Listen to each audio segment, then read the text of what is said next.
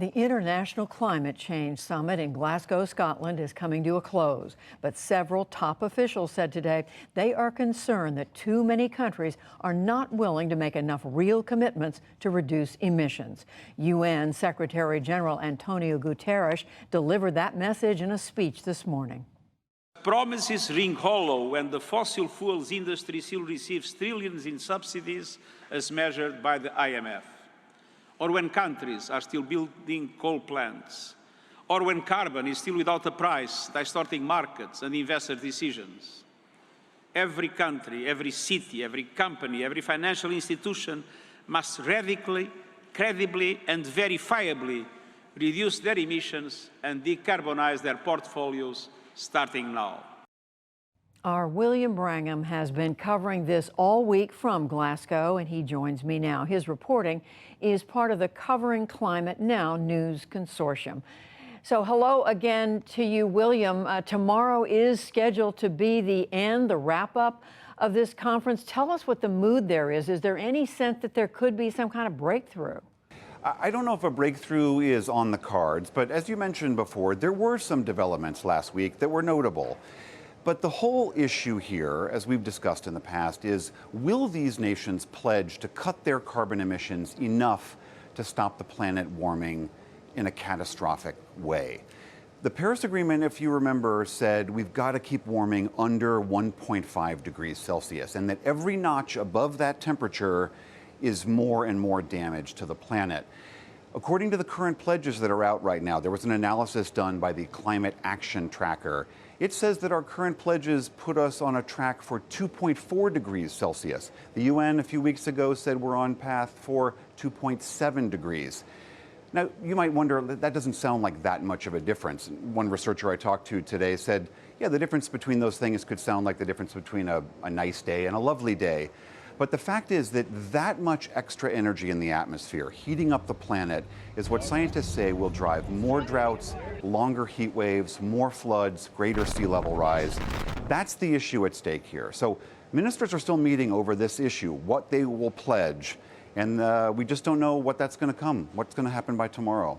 And William, I recall that on Tuesday you talked about the issue of money, specifically whether the wealthier nations owe something to the poorer developing nations who have suffered the consequences of what many of these wealthy countries have done. Has there been any progress on that issue this week?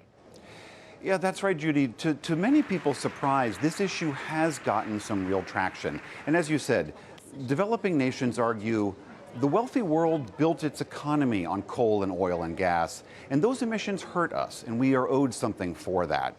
There was a draft resolution that was published yesterday of the document that might come out tomorrow at the end of the conference, and it did mention this issue, and not just once, mentioned it a few times. That is notable.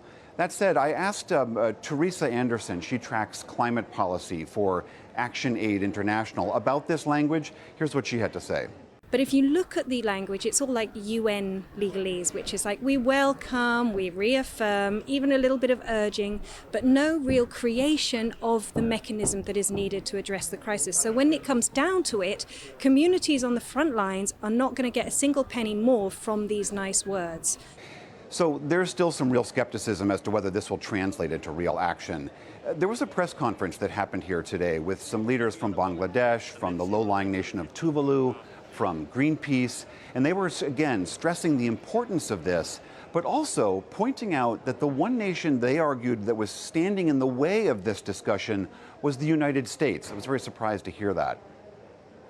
And William, what is the understanding of why the U.S. would be against making any kind of payments?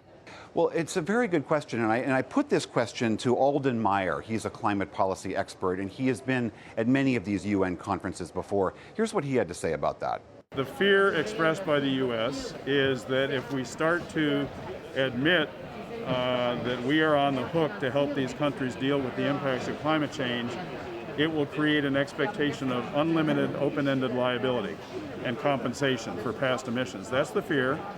But the question is, we need to find something in between unlimited liability and paltry sums of money. That's the challenge here.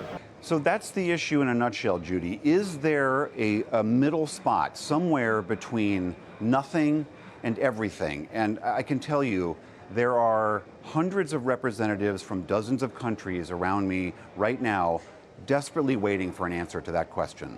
It sounds like a simple one, but we know it is not. But one thing we know for sure, William, the whole world is watching what happens there in Glasgow. Thank you very much, and we'll look for your reporting tomorrow. You're welcome, Judy.